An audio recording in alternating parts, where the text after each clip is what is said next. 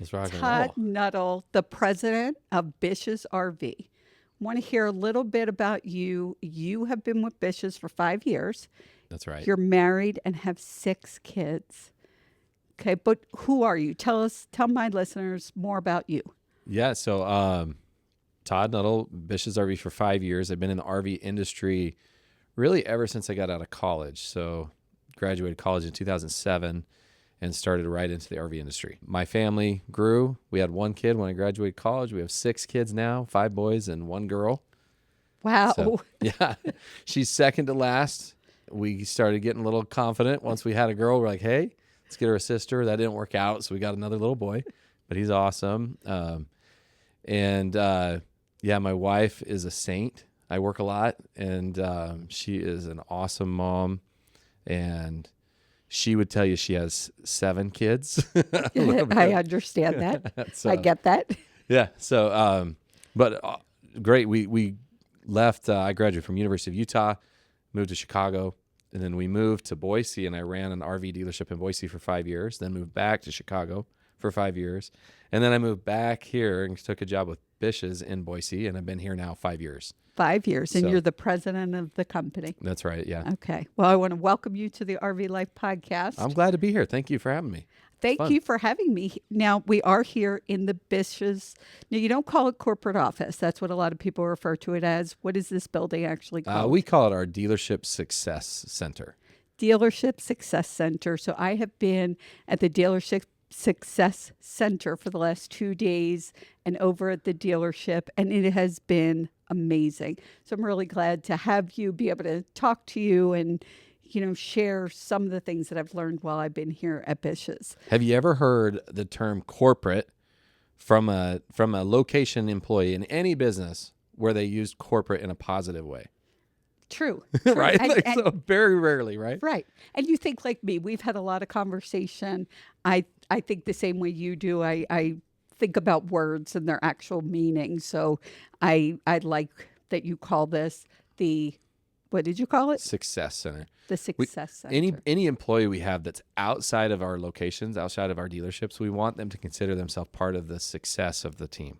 And if they're dealing or interacting with our people in any way, it's their job to help them be more successful. So that's where that came from. But And it's so true. I got to say, as an outsider coming in for 2 days at the dealership and here at the Success Center, I've been to a lot of corporate, quote unquote, corporate offices, a lot of different businesses. And you guys have an environment here that I have never seen before. oh, really? That's Yes. cool. Well, hopefully that's good. It is an absolute amazing experience. The way people work together, communicate with each other, care about each other, help and support each other. You could see it and feel it as soon as you walk in the door. So great job, whoever created this. You can take some credit. I always feel like it comes from the top down and trickles down. Well, I appreciate that. Yeah, and I can't. You can't really talk about Bish's RV, and really the reason why I'm here without talking about our owner and his wife. So Troy and Stacy, and really it's a family business from the start. So Bish's RV surprisingly started in Idaho Falls, but it was a tack and saddle Western wear shop. In 1940, right? Yes. I did some of my Wow, homework. yeah. Yes. And really, so Bish is the name of our owner's grandpa, and he had this Western shop, and one of his grandsons, Troy's brother, wanted to start this RV dealership, and did it out of the back of this Western wear shop. And so they called it Bish's RV because it was Bish's Western wear saddle, whatever. Right. And Because that's the grandfather's yeah, nickname that he had, right? yes. Okay. And he has a storied history of just doing the right thing. Even when, as a business, back in the day of trading horses and everything else, he was faced with a lot of things. His mindset was always do the right thing for the customer. And our owners have really taken that to heart, and it's just embedded in their DNA. They're phenomenal people. They're a family first, and they're awesome. And everyone in our company knows they're awesome and are appreciative to work with and for them. So I'd like to take credit, but I really can't. Like, that is just at the very heart of who we are.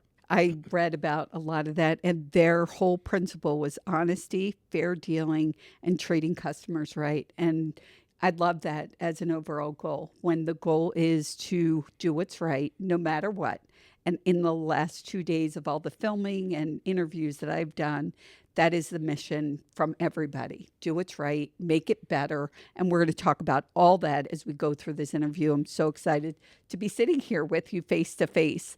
There's so much to talk about. I'm trying to keep us on some kind Right. of, you know, moving forward. The company goals. What are some of Bish's company goals?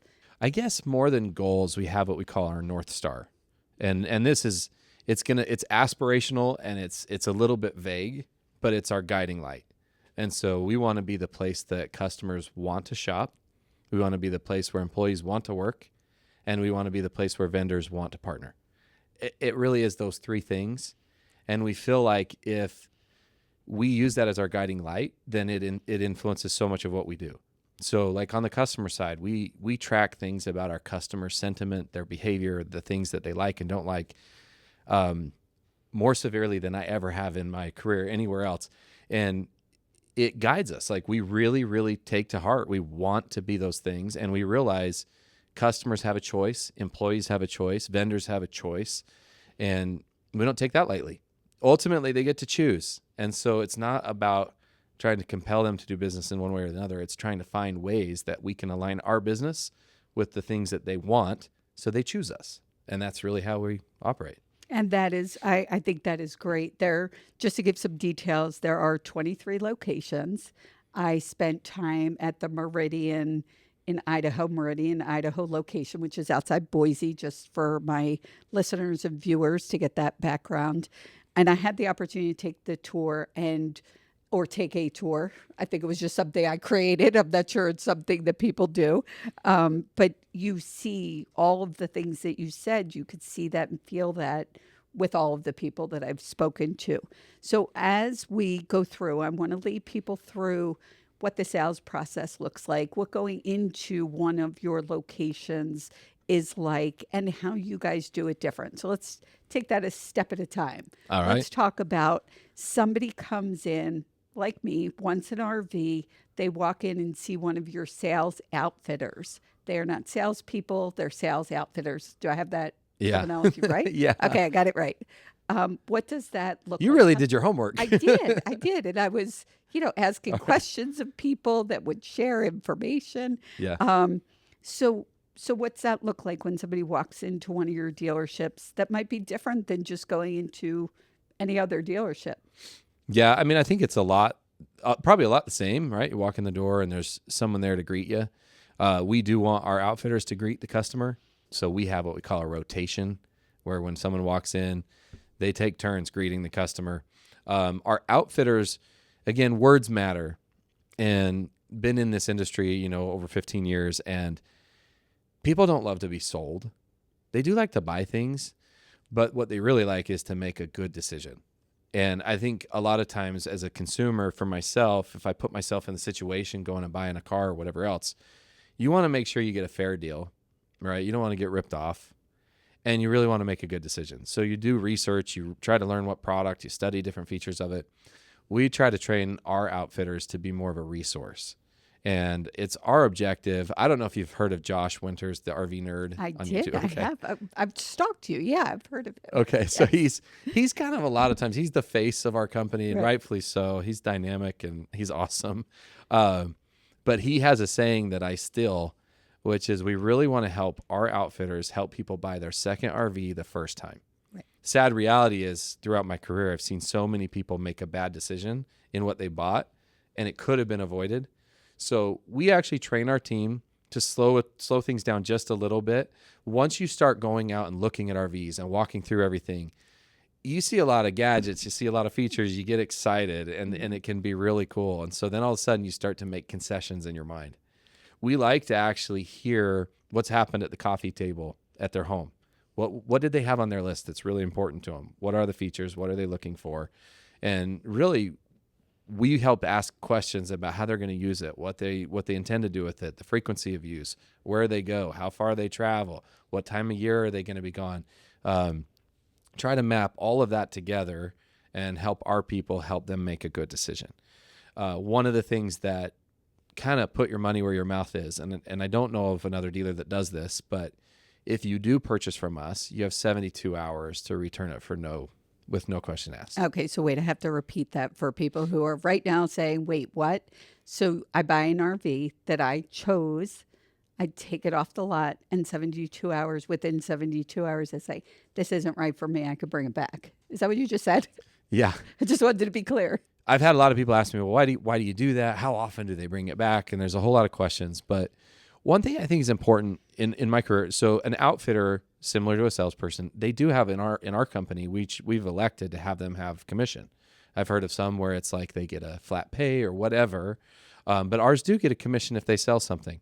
And we do that because we found certain people work harder, have a better work ethic, they call more customers, they follow up better with customers, and that is the action that we want. And we believe as they take the right steps to help customers, people will choose to buy from them.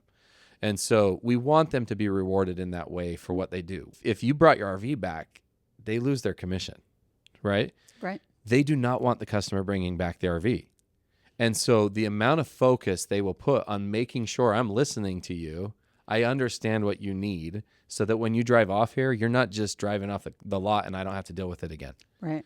So our team, I think, puts a huge amount of focus on actually listening to the customer, right, understanding, and helping get them the right thing. And not only they listen, there's a blue paper involved. Yeah. So I've done a lot of research. So this blue paper, every sales outfitter that meets with a potential customer takes a blue paper. There's no reason, I'm told, for blue, unless you have a reason for it. I don't know. I don't know why it's blue. I was told it just stands out. So they use a blue paper to write all this information down. And I went through this process, and we'll add it to the podcast. I went through the process with John over at the dealership and talked about the things that I'm looking for. And I mean, he really asked questions. Yeah. I was kind of trying to rush through it. He was taking a lot of time. So people have an example of that. And then everything is written on this blue paper. I saw people going out to the RVs, and the sales outfitter had that blue paper in front of them. The blue paper originated from some training that's been done, and it's stuck. But yeah, we've done some things on that to just help prompt our outfitters. We do training, and there's little pictures on there. You probably saw it. Oh, I didn't see the pictures. Yeah. No. So anybody that comes into our store, they can ask them, what are those pictures? Those pictures are just helpful as visual cues to remind them what questions to ask. Okay. And again, a lot of those questions just stem from learning, why customers bring something back. We study, why did you bring the RV back? Especially if it's within the first couple of years, we want to know, did something about their life change, or did something about what they bought not fit? And so then we try to learn that so that we can look at what we're asking to make sure we're looking at the right things. And this is great. I mean, in my years of being on the road and talking to people who have gone to various dealerships, bought RVs, you hear over and over again that, they buy their first RV, which is kind of their trial, so to speak. And then they buy the second RV, which is the one they should have bought to begin with. So buying your second RV first as your goal is really helpful, because a lot of times, and again, not to knock anybody down, but you walk into a dealership and it's quick. I've been in a lot of dealerships. I've sat in an RV and, a salesperson came in and is just trying to sell that RV I'm sitting in without any background or any questions. So this idea of really taking time. So if somebody's coming, they need time. They need the time. So the communication between the sales outfitter and the customer, I feel, in my 2 years of experience, a lot of times people don't know what they don't know. So you buy an RV, you want the RV, but there are so many things that you don't necessarily know. Right. And so John was a big help with asking questions. Even though I bought RVs or have had an RV, he was asking questions. They're like, oh, I didn't think of that. Right. Yeah. I think it's helpful for customers. And sometimes I think there can be a negative side to it. Sometimes customers are like, I don't want to sit down with you, and I just show me the RVs, right? Just show me the RVs. I know what I want. Just get me out there. We're not trying to.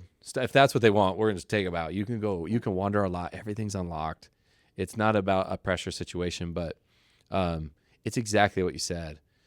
We really work hard to train our people to be experts as much as they can on the RVs and on the products. A lot of us RV, we take them out, we use them, we try to learn and understand what people go through on a regular basis and what that's like. So we want to be a valuable resource really to the customers, help them make a good decision. In today's environment, being able to Google everything under the sun, and people could go on your website, see what's available. So Bish's does sell used and new and pre-owned Yeah. RV. So you have Yeah. those options. And sometimes people come in and say, okay, I did all my research. This is the RV I want, but they may have missed something else, something that just came in that, hey, we now have this available that might be a better option for you.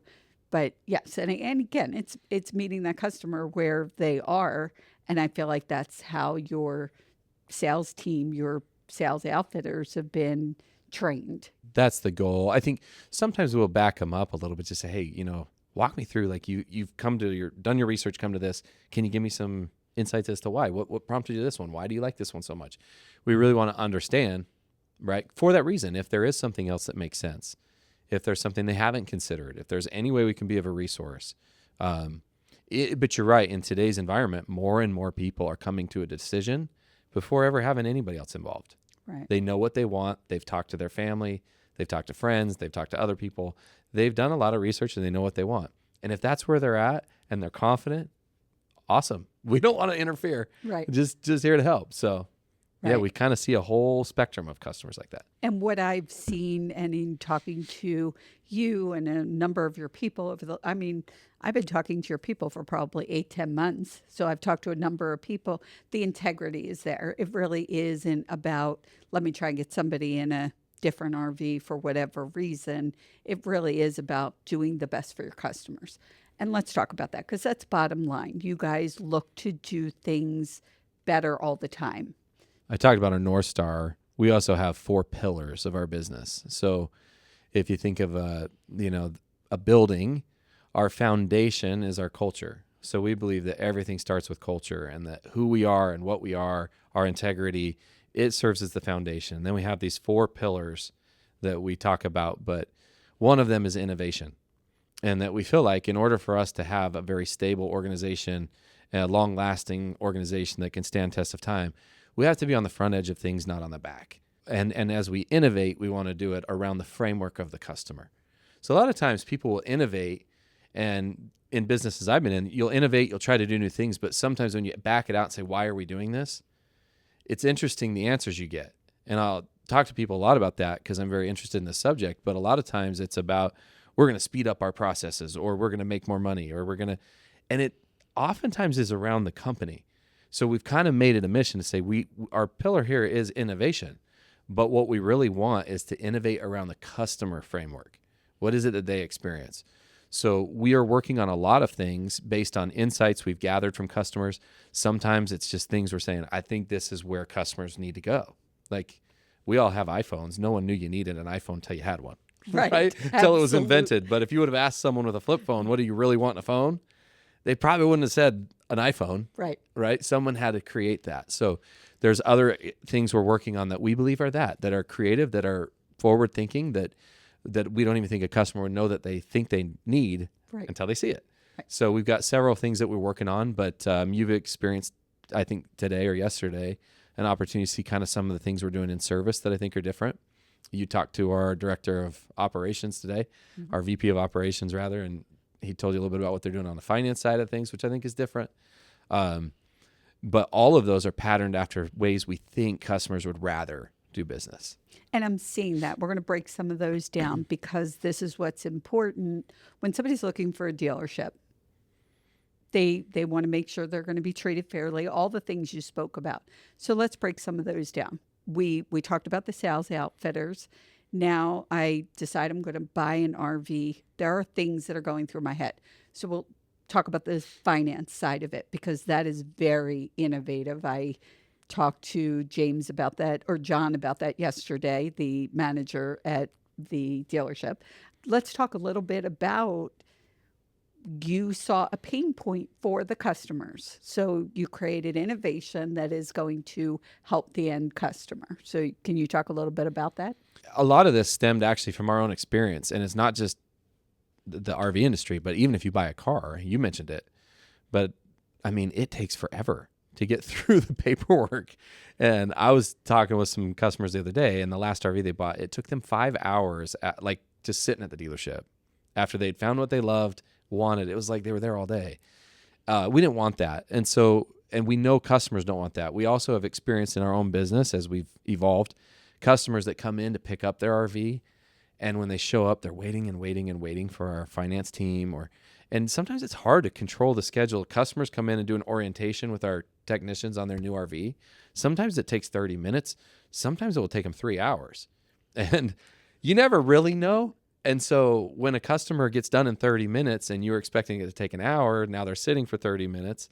And so we kind of looked at a lot of different factors. And honestly, COVID kind of helped because now you had to have this contactless. And over this time, we really figured out a way to automate a lot of what we're doing on the finance side and on the paperwork side. And so today, nearly every one of our customers is signing their paperwork in their home. So we'll pop in and 30 minutes over the phone on a video conference, and they're doing all their paperwork on their couch. And that's what John was sharing, and that's incredible because it's a very stressful kind of situation. The other thing he was talking about is when you're sitting down and you're negotiating the sale of that RV, and that salesperson gets up and walks to the finance people behind the door. I have sat at car dealerships, and you can see them. And we were sitting there for so long, I said, I swear they're there arguing over what they're having for lunch. That is what it felt like. It was like their mission to make us sit and wait. I'm not even like kidding. I'm like, they are discussing lunch and where they're going to order it. That's funny. And it's just so frustrating. I'm trying to buy a car, so it should be a happy, exciting time. And I think the same thing with an RV. For me, it's my home. You know, I live in it. Or for somebody, it's their vacation. So to have that person get up and now they're walking to the finance people at the dealership I was at, it's all glass windows. You could see what's going on. And John had talked about how they minimize that back and forth process to speed things up, to get things sped up. So I love that it's all about the customer. We talked a little bit about the Google reviews. And I think for most businesses, companies, they're looking at the 5-star. How many 5 stars do we have? Obviously, that's the goal.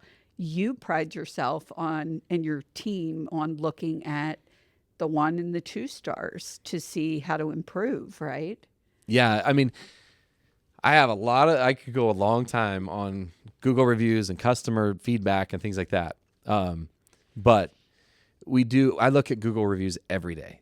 I read every single one of them. I watch them. We have a saying in our company. It's one of our values. We're a values-driven organization, and one of our values is we get it right, we don't make it right. And then underneath that, we also say, no, if we don't get it right, we got to make it right. But it's our goal to get it right. So look at your processes. Look at what we do to make it right, so that when the first experience you have is right. And that's really our goal, is to design our processes so that when a customer goes through your workflow and is purchasing an RV and it goes through service and then it goes through orientation, there's a lot of pieces that you have to coordinate as a dealer, and you want to make sure that those go right.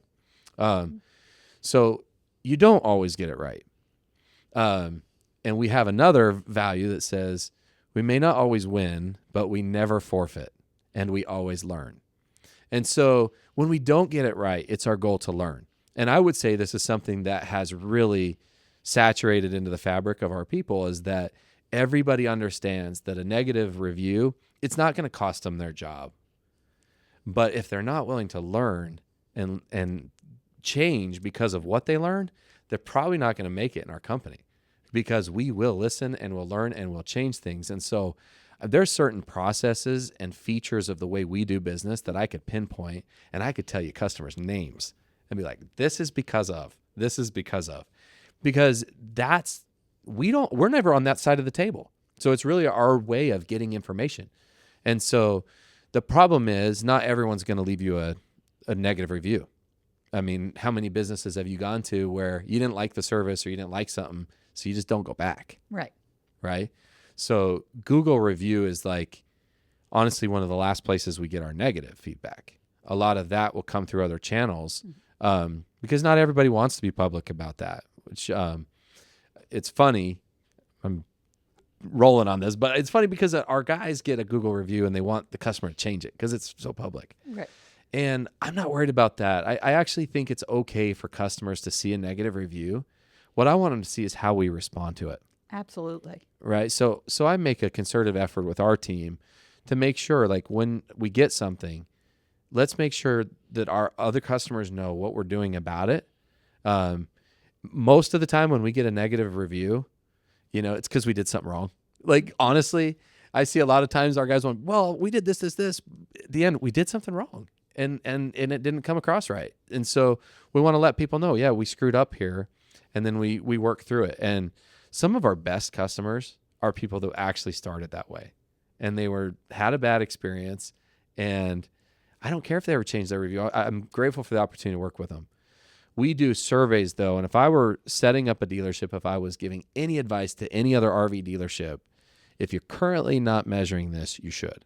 So every customer that comes through, whether you buy an RV, you get your RV serviced, you buy a part, anything in our process, we're going to send you a text message with a very simple survey. It will take less than a minute, but we ask a very important question, and that is how likely on a scale of 1 to 10 are you to refer your friends or family? And it's called the Net Promoter Score Index.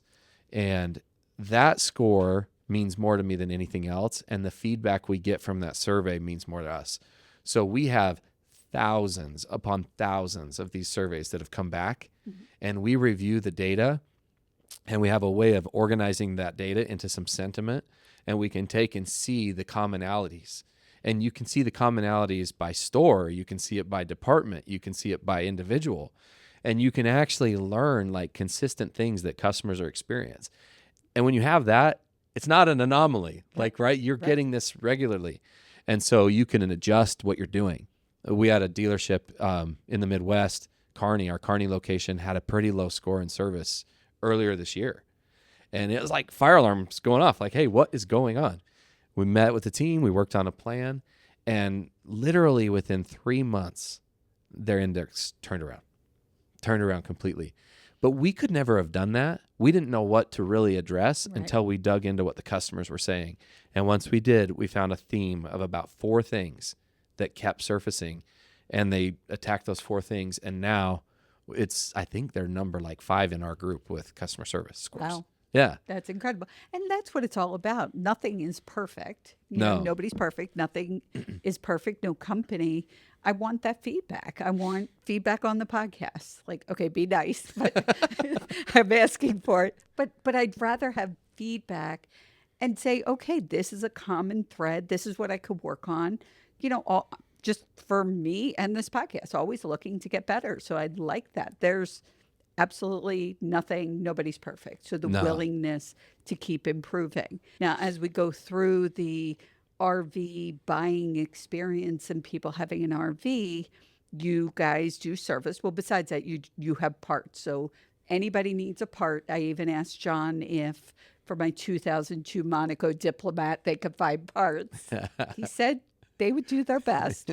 So you have a parts department. Yeah. And I did a video of that, and people will get to see that video. Pretty amazing operation back there. And you also have service, which another amazing operation. And I did video on that. Talk a little bit about how you guys, again, are innovative, doing things different when it comes. That is a pain point for RVers. You have to bring your RV in for service. You're stressing. It's pain. Whether you live in it like I did or you're just traveling, doing vacations, weekends. So talk about the difference in your service departments. The reason I left where I was at and came to Bish's is because of RV service. And I truly believed I had a vision of what I wanted to see. I had a focus on this, and I really believe it's the opportunity in our industry to keep people camping. I think there's a sad reality that a lot of people get out of the RV lifestyle because of service and the problems that they associate, and creates a lot of headaches. You've seen that. You traveled Yes. for a lot of years. Yes. You probably know some people that did. Yes. I personally, yes. Yeah. So we're attacking that. And while it may seem very simple from the outside looking in, this is one of those things where as you get into it, there's a lot of layers to this onion that you peel back. But at the very core, we realized that service is a function of a couple of things. And on a dealership side, it's coordination, it's planning, it's communication. And really, the other piece of that I would throw in there is processing. So coordination, planning, processing, and communication. And when our team are at a dealership, most people don't know this, 70% of our employees are dedicated to parts and service and 30% in sales. So you have far more people that you have to coordinate and you've got to work with. And there's just, while you may sell, like in the store you were in today, we'll sell upwards of around 1,700 RVs a year out of that facility, but we'll process tens of thousands of warranty work orders. Or I'm sorry, not warranty, but work orders. Mm-hmm. A lot of those are warranty. But so there's just a lot more moving parts and pieces, and the cycle time and everything is just, it's a lot busier. And there's a lot more opportunity, or far more opportunities for things to fail and failure points. So we have gone to great lengths to map the flow, what happens, the parts of entry, everything that has to do with from a customer, from the time they say, I want my RV fixed, to the time it leaves, and everything in between. And there are hundreds of different tasks and steps and procedures that either happen or can happen be depending on different, scenarios. And so that's where we started. But in the light of all of this, we started to recognize a couple of things. I have a really good friend. His name is Kevin, and he worked with me in service for a lot of years. So Kevin, actually, his son and my son were on the same baseball team growing up. And so I was coaching the team, and I found out he was fixing RVs in Yuma every winter. And it was summer, and I was like, why don't you just come work for me? I got a shop. I could keep you busy all year. And so he did, and we worked together for a lot of years. Well, when I take out an RV, if I had an issue, I would call Kevin. Like, I'm out in my RV, something's wrong, I'm calling Kevin. Kevin, what's up with this? And like walking him through it, right? And a lot of times he'd guide me through it. Kevin ended up going and running one of our other stores at the time, and then eventually he drifted back into doing his own mobile repair and has had a very successful mobile business. And so I trusted Kevin so much. If a customer called me and needed somebody in their campground, I'm like calling Kevin. If I'm traveling myself, I was calling Kevin, even though he didn't work for me. Like, that's how it was. Right. So Kevin and I actually maintained this relationship. I had lunch with him one day. We asked several questions, but I thought this was really interesting. So Kevin was a mobile tech. And I said, Kevin, how often when you go on site to fix someone's RV, do you have to leave because you don't have the right part once you've identified what's going on, and then come back? And he goes, it used to be a lot, but not so much anymore. And I was like, well, what did you change? So he said that he started changing the way he would ask questions when a customer called. So a lot of times he was out on jobs, they'd leave a message. Well, he would make a point to return those calls and say, I just need 15 minutes to 20 minutes of your time to really understand what's going on. And when he did that, he said, now I know most of the time what's wrong before I get there, just by hearing what the customer had to say. And I thought, man, when the technician has to drive their vehicle to the RV, he started asking different questions. But when a customer drives to our lot, we don't even think about it. Right. Because the customer is the one that's emptying out all their stuff out of the kitchen, is getting everything set up, pulling in the slides, hooking up, taking time off of work. It's their time. So it's not on our radar. And we're like, our process is wrong. So we started working on something. So hired Kevin. And I'm like, Kevin, yeah. I need you again, buddy. So he ended up kind of shutting up all of his mobile service and transitioning that to one of his friends in the industry. And he joined us. And since then, we've added quite a team, as you saw today. And we generated kind of an extension of our business that we call Bish Fix. And that's huge. And that's where the conversation with us started. Yeah. And again, talking from personal experience before we jump into it, we had a mobile tech come out to the RV because my husband Dan would try and do as much as possible on the RV, and he could do a lot of it. Came out to the RV, looked at what was wrong after explaining to him what the problem was, looked at what was wrong. Oh, I have to go get a part, and had to drive to get the part. Came back to the RV, charges the second charge for coming back to the RV a second time, and then fixed it, and then said he got it all fixed. It cost more for him to come out twice than the part and the labor. And after it was all done, my husband said, I could have done that myself. If somebody had told me what was wrong, like there was just something he couldn't figure out. Okay, explain Bish fix. Jump in. Well, that's it. You just Yes, kind of, I explained well, it. that's the deal though. That's what happens on the mobile side. Mm-hmm. So you've had your guy shows up and then needs to go get the part, is able to run and do it. You're paying multiple site charges because it's costing fuel and gas and drive time and everything else. And he's also losing time that he could be working on something else. So you end up paying for all of that. Right. Right. On the other side of it, if you bring your RV into an RV dealership, in most cases, you're signing up to get in line again. You know, if it takes you 2 weeks to get in, they set an appointment. Well, that puts you now in their queue to get into the shop. Most RV dealerships don't coordinate to where it's you show up and it goes into the shop the same day. There are some helpful tip to any RVers out there. That's a question I would ask if you're setting up service. I would ask them when I drop it off, what's your schedule to actually get it in the shop? Right. Instead of sitting there. And for a full-time RVer like I was, I'm either going to a hotel, sleeping on somebody's couch, whatever. Yes. You know, that's a problem. But even if you're on vacation, it's a problem because it's ruining the vacation. Okay. So well, good and worse, suggestion. like, and I mentioned this to you earlier, but if you're a full-time RVer, or if you're on vacation, they know you're like in their dealership. They're looking at you every day. Mm-hmm. So they're probably putting you in a red folder that moves a little quicker or that puts priority and kind of keeps pushing other people back. So that's a secret. If you're in a red folder, it's a good thing. Yeah, red is good if Red you're an is RV good. customer who wants it fixed fast. Yeah, fast. But if you're a local customer who just says, hey, I got back from a trip, which is most of them. Mm-hmm. I got back from the trip. These are the 10 things that I need to fix, or 5 or 1 or whatever. And you take it in, it's kind of just moving into a process.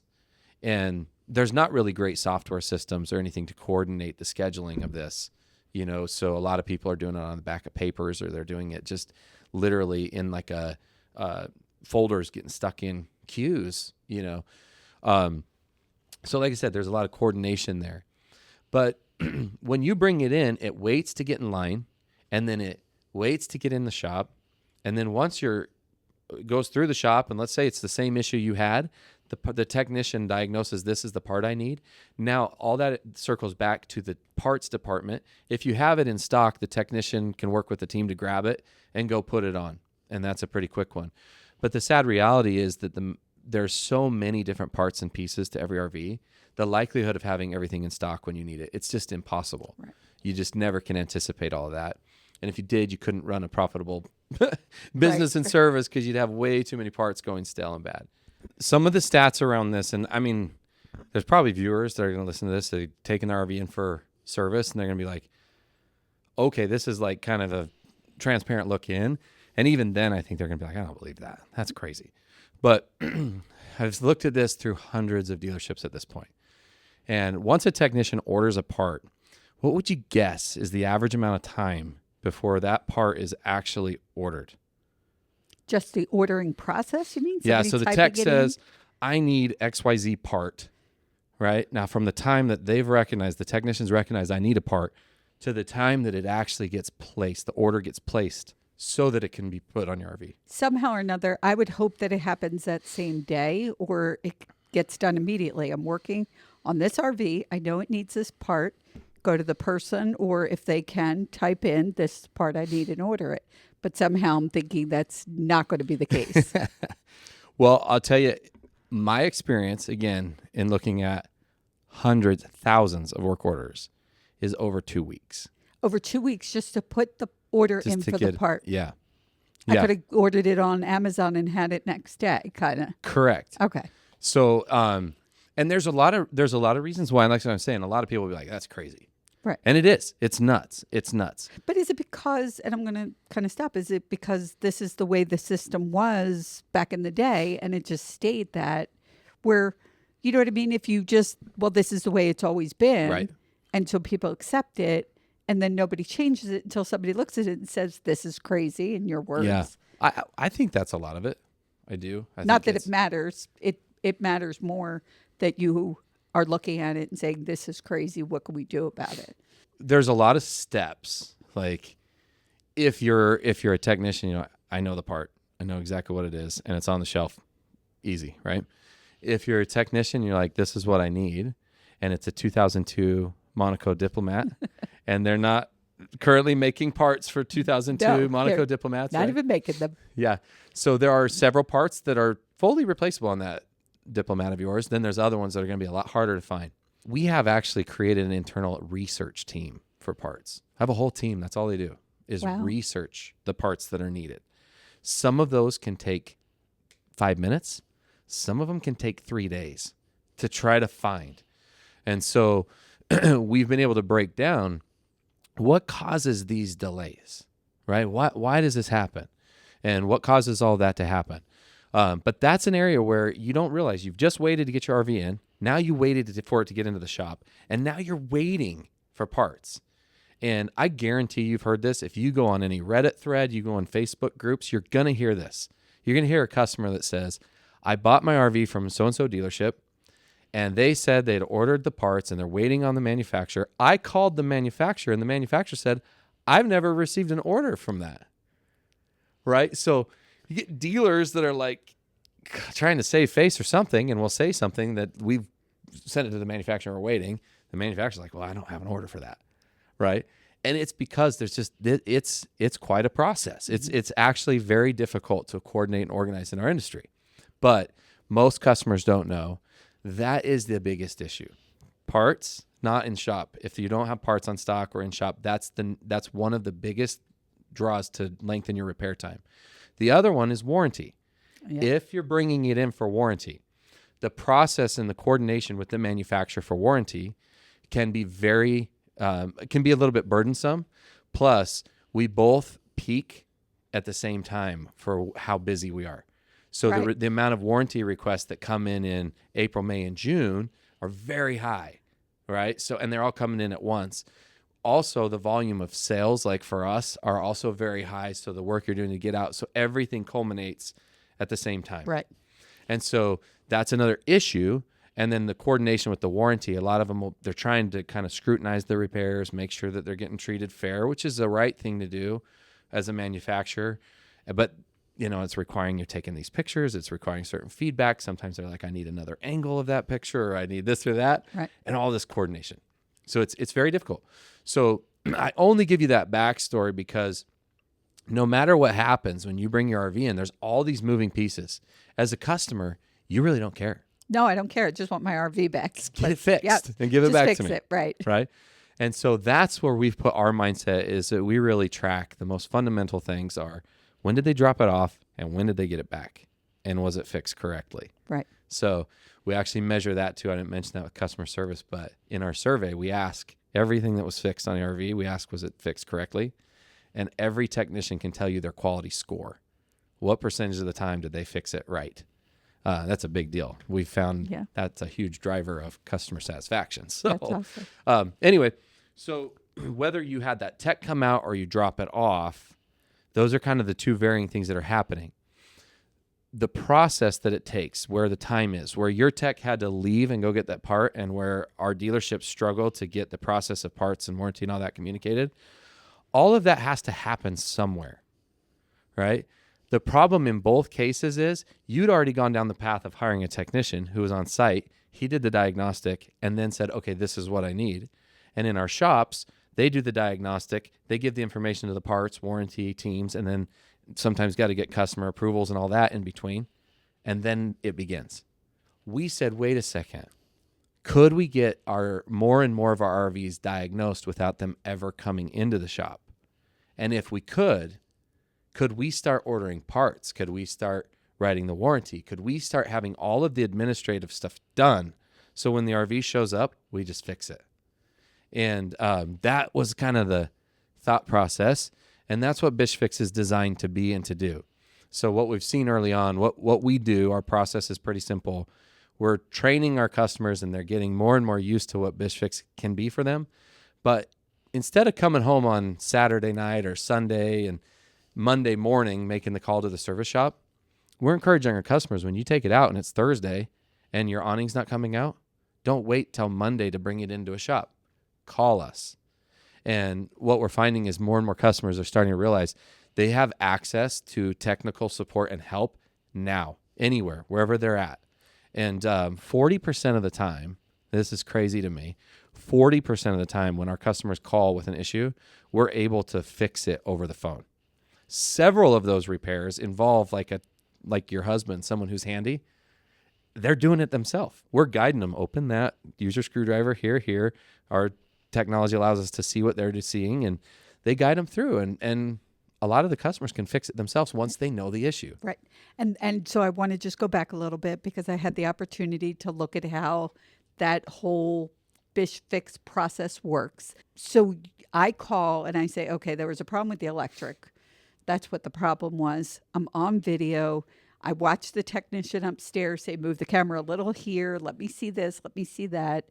And then they'll guide me, even me, because I'm kind of handy. I don't like electrical stuff, but I'm pretty handy, to exactly what to do and how to fix it, to take it apart so it could be diagnosed, or I could go order a part. Now, upstairs, one of your technicians was working with somebody. They were having a problem with the toilet. So I couldn't hear what they were saying, but you could see on the video. And then he was ordering a new one for them. So right then and there, toilet was a problem. Here's the order that is now being placed right now. That customer never had to come in. They didn't have to wait in line. They didn't have to wait for an appointment. What a great idea. Now, I'm going to state this statistic. It is mind-boggling to me. Yeah. You said on a phone call that you had about 10,000 customers, and that with BishFix, people calling in, being able to handle an issue, with a technician, $4 million was saved in repairs because the customers were able to do it themselves. $4 million. Now, I have to say to my listeners and my audience, I have confirmed this with everybody I talked to in Bish's over the last 3 days. I said, look, is this right? Did Todd say this right? I have it written down in my notes. Is it right? And what John said to me was, that's a conservative number. And that was from January to July, not even a full year. $4 million. That's amazing. Yeah. And I'll tell you, there's a lot of crazy things we've learned here too. But when a customer takes in the RV, if a technician on average spends probably it's probably averaged out to about 30 to 45 minutes on diagnostics. Sometimes it can be like super fast, but sometimes it will take upwards of an hour or more. Those technicians don't work for free. So it gets built into the pricing, whether they specifically itemize it out and say, here's your diagnostic fee, or not, it's in there. They've got to account for that time and that, lost time. So our customers that call in, and we have currently, if you purchase an RV from us, we give them a membership to BishFix. And there's really only two models we could think of for BishFix, like how to support it financially. One was a subscription or like an annual fee, and then you could just call as many times as you need. Or the second one was do it per call. And so we opted to look at something that's more annual, and you pay an annual fee, and then you just call in whenever you need to. We've had customers who have called 15 times, right. Just anything they need. So it's pretty cool. But when they call in, that fee, like right now, and we'll subscribe up to 20,000 members is what we have capacity for that we'll add. And we're charging introductorily. Partly this is low. We know it's low given our model. It's $200 that we're doing introductory right now for these first group of members. And partly because we're asking them, we're going to give them an introductory price. Normally we think it will be around $399 a year to $499, and it may vary depending on what kind of RV you have. Now I got it. So I was talking to James upstairs, who's the director of BishFix, right? He said that the membership was $16.50 a month. Yeah. Okay. It comes out to like $199 a year. Okay, so you could pay for it yearly. I just want to be clear because that will Yeah, be most put in people, this. that's what we, I mean, I think everybody has like, got this every month, and I don't know, subscriptions are getting Right, or an crazy. annual. And Right. so I think a lot of we've done it, we've just processed it. But yeah, that's monthly, that's the rate. Okay. Okay. Uh, I less just wanted 50 to be cents a clear. day. We could go down to it. Yeah, Uh, exactly. Less than a pizza a week. yeah, right. The key is for us is like we're keeping it very low, partly because we're learning a lot right now.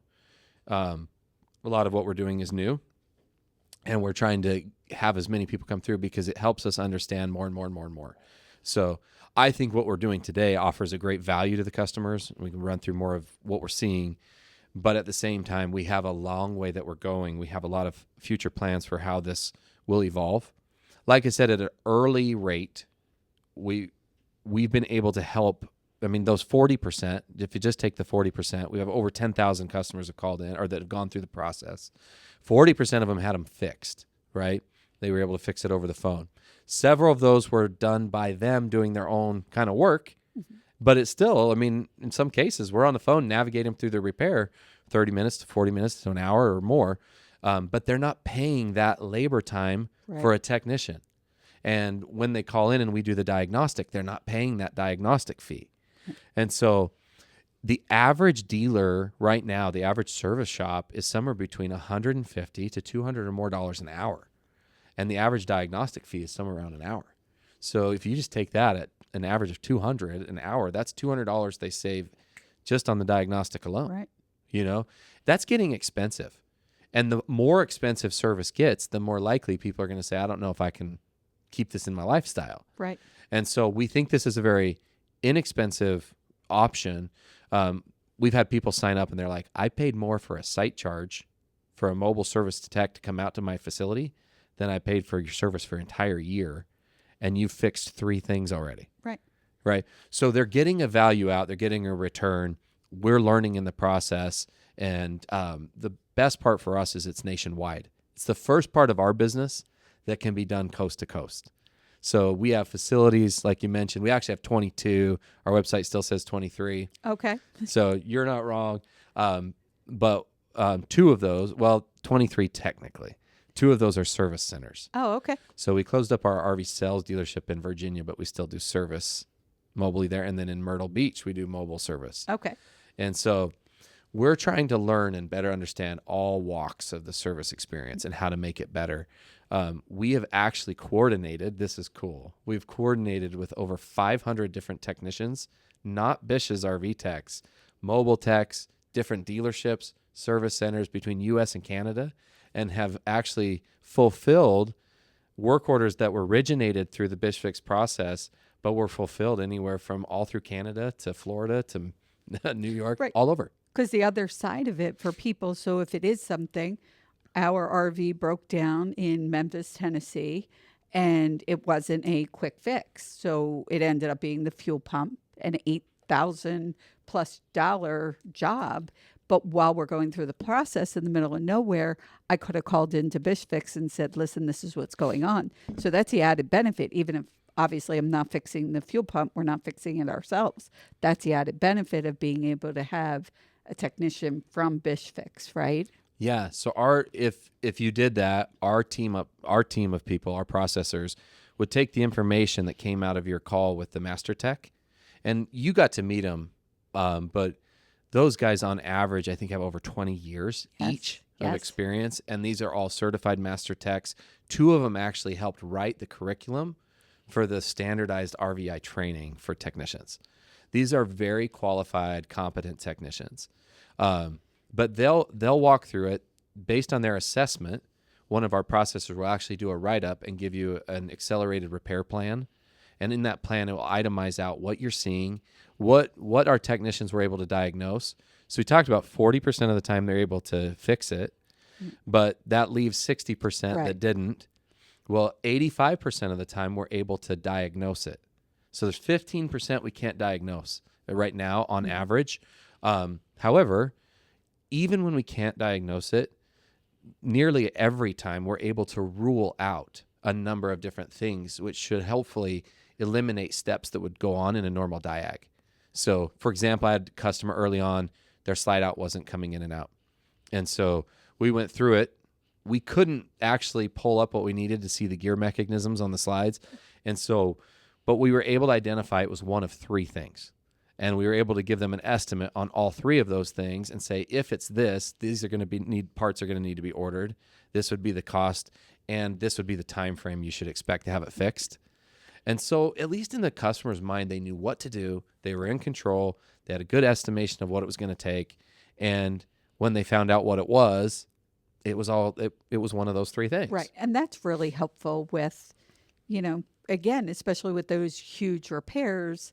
I didn't know anyone. There wasn't a lot of choice of places for us in this particular. It wasn't like I could sit there and Google. Like the RV was not going anywhere. So it's not like I could say, 30 miles down the road, there's a better, repair place. I didn't know if that was advisable to drive. So it's nice to be armed with the information that I could get. And a lot of the customers also are dealing, and I see this a lot. Somebody will say, something's wrong with the water. The water's not flowing. Well, they just didn't push the button for the water pump, right? Yeah. So you deal with a lot of that.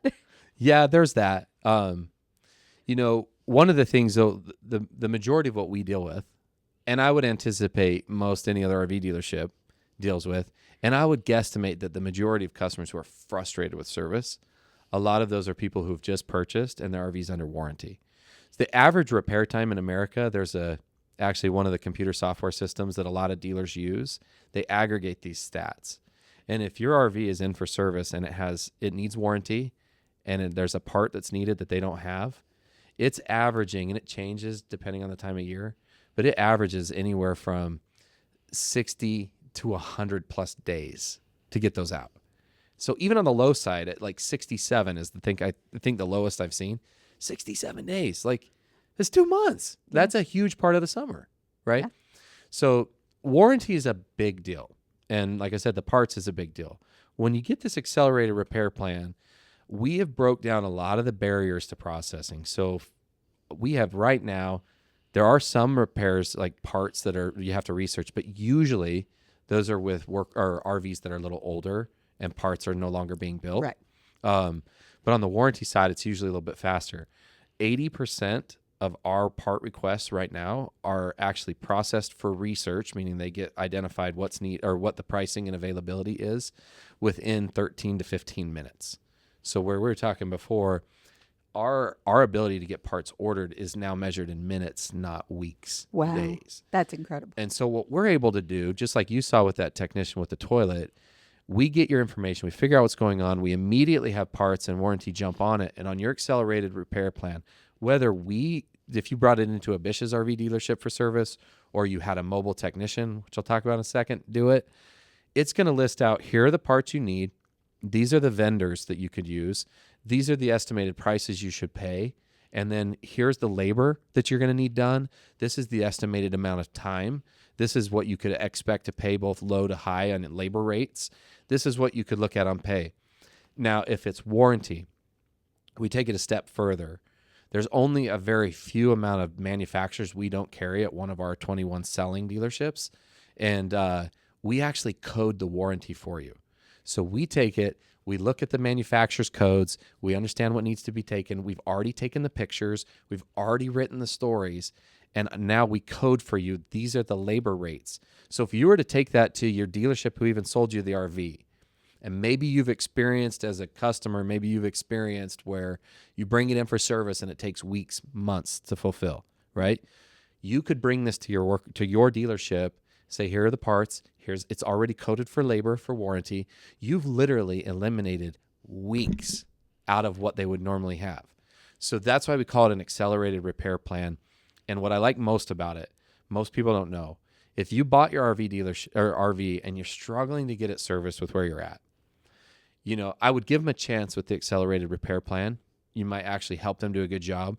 And if they have a really good technician in the back who can do a good job for you, that's ultimately what's going to matter, as long as they can process it well. So I would give them a chance, but I would ask the right questions up front. Right. I would ask, when's it going to go into the shop?